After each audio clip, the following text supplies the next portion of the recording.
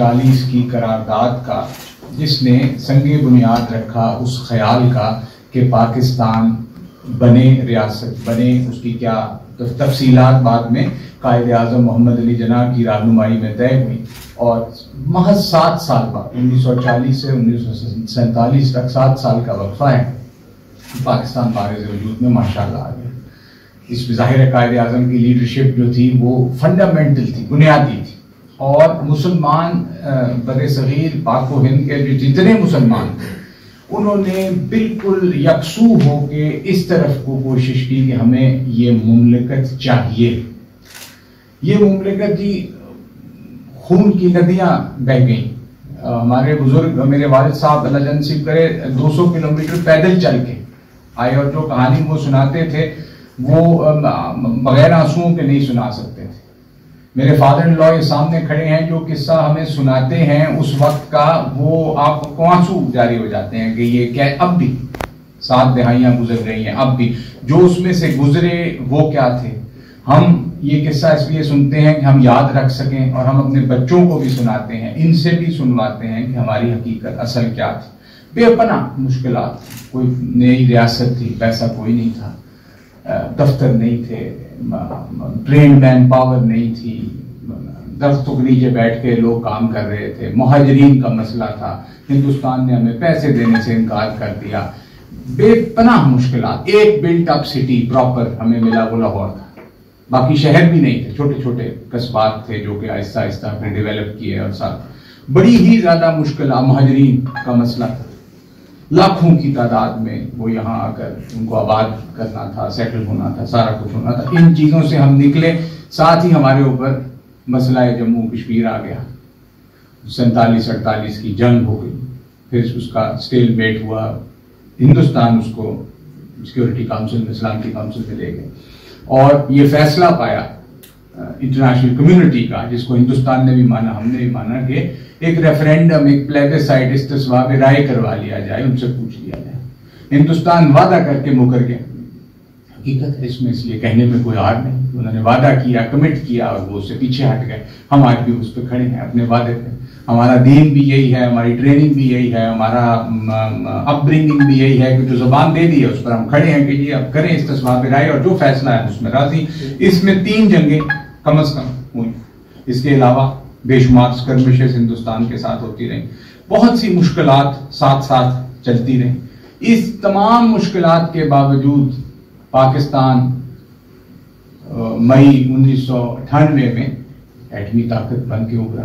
یہ آپ کے ریزالو کا نتیجہ تھا۔ بہت لوگ آپ کو کہیں گے جی کچھ نہیں ہے، تباہ ہو گیا پاکستان میں، پر ہم ابھرے، بنے، جس طرف ہم نے کوشش کی طے کر کے کہ اس راستے پر آگے بڑھنا ہے تو اچیو کیا، چاہے وہ کرکٹ کا میدان تھا، چاہے وہ ایٹمی تھا، چاہے وہ کوئی اور چیز تھی، ہم نے کامیابی حاصل کی، کیونکہ قوم میں ریزالو بہت ہے، اور ہم ماشاءاللہ آج دنیا کی مانی ہوئی ایٹمی طاقت بھی۔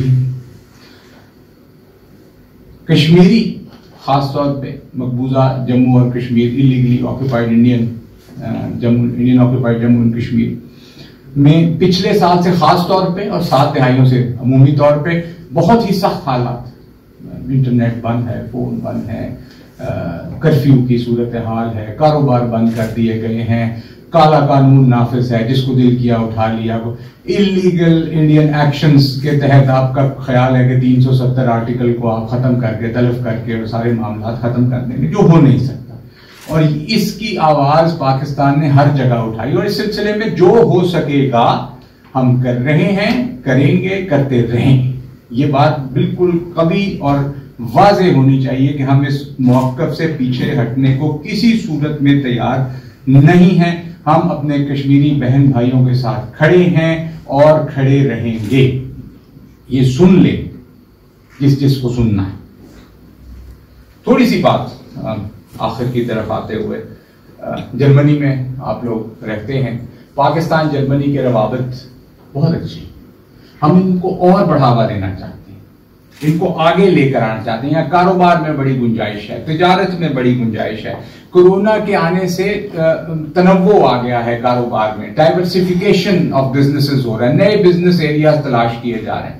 ہم اس سلسلے میں بہت سی کاوشیں کر رہے ہیں. آپ انٹرنیٹ پہ دیکھتے رہتے ہیں, ہم ٹویٹر پہ آپ کو اطلاع کرتے رہتے ہیں. بہت ساری جرمن کمپنیوں سے ملاقاتیں ہو رہی ہیں. ہم بہت سارے وزٹس پاکستان سے ارینج کر رہے ہیں, جو کہ پرائم منسٹر صاحب کا ڈیووس میں ملاقات ہوئی تھی چانسلر اینجلا مرکل سے, تو ان کا دورہ بھی متوقع ہے انشاءاللہ. چانسلر نے دعوت دی تھی, آپ لوگوں نے اخباروں میں دیکھا ہوگا. بہت سی چیزیں ہیں جن میں ہم آگے بڑھے ہیں. ہمارا جو کورونا کے ساتھ مقابلہ تھا, اسمارٹ لاک ڈاؤن بھی ذکر بھی ہوا پریزیڈنٹ کے میسج میں, وہ انتہائی کامیاب رہا. اب اس کی اینٹونیو گوترس صاحب تعریف کر رہے ہیں, بل گیٹس صاحب تعریف کر رہے ہیں. تو ایک ہماری ایک عادت سی ہو گئی ہے کہ ہم بہت ناکام, اور وہ ایسا نہیں ہے. دنیا بل گیٹس بلا وجہ تعریف نہیں کریں گے, یا وہ گوٹرس صاحب president of general assembly, president elect ابھی تشریف لائے ہوئے تھے, انہوں نے کہا کہ ہم سیکھنا چاہتے ہیں کہ آپ نے یہ کیسے کیا کہ بزنس بھی چل گئے اور کرونا بھی رک گیا. تو جب ہم کوشش کرتے ہیں, کمٹ ہو جاتے ہیں اس طرف آئے, تو بڑے کامیاب رہتے ہیں. اس لیے یہ سوچنا جو زیادہ ضروری چیز ہے, اور میں اپنے بزرگوں سے بھی یہ سیکھتا ہوں کہ آپ کا ریزالو ہونا, آپ کی کمٹمنٹ اگر نہیں ہے, آپ کا اپنا سیلف بلیف اگر نہیں ہے, پھر کچھ نہیں ہو سکتا. آپ کو اپنے اوپر یقین ہونا چاہیے کہ ہم یہ کر سکتے ہیں. یہ ہمارے ہی بزرگوں نے کیا نا جی, جو اگینسٹ آل آڈز, چاہے وہ نیوکلیئر وہ تھا, ساری دنیا آپ پہ پابندیاں آپ کر گئے, چاہے کسی جگہ پہ آپ you have been successful. یہاں پہ آپ کے doctors are successful, engineers are successful, یہاں business people are successful. means resolve and commitments. میں بس بات ختم کروں گا. یہاں ایک بات اور, وہ بڑی ضروری. علامہ اقبال کا ذکر کیا پہلے, تو علامہ اقبال کا ایک خاص تعلق ہے جرمنی سے. یہاں وہ تشریف لائے 1905-7 میں, ہائیڈلبرگ میں رہے, پھر میونخ گئے, پی ایچ ڈی کی ڈگری لی. تو ایک بڑا وہاں پہ ہائیڈلبرگ میں بھی ان کے نام پہ اسٹریٹ بھی ہے, اور گھر بھی ان کا محفوظ کیا ہوا ہے. میونخ میں بھی مجھے دکھایا گیا کہ ان کے نام کا ایک پلاک بنایا گیا ہے. تو ایک یونیک تعلق ہے جرمنی اور پاکستان کا علامہ اقبال کی وجہ سے. اس نوعیت کا ایک تعلق ہمارا برٹن کے ساتھ ہو سکتا ہے, اور یورپ میں کسی ملک سے نہیں. یہ ایک یونیک تعلق ہے جس کو میں اجاگر بھی کرنا چاہتا ہوں. آپ کی مدد سے اس کو آگے بھی لے کر پڑھیں گے. علامہ اقبال ہمارے شاعر مشرق ہیں, انہوں نے خواب پاکستان کا دیکھا تھا, ہمارے سب سے بڑے فلاسفر ہیں.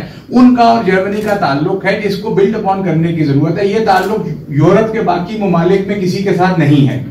انگلینڈ کے ساتھ ہے, وہ ایک اور ہسٹری تھی, لیکن یہاں نہیں ہے. تو اس کے اوپر بہت کام کی ضرورت ہے, اور اس کے لیے ہم انشاءاللہ بہت سی کاوشیں کریں گے, آپ کو اس پہ اطلاع دیتے رہیں گے.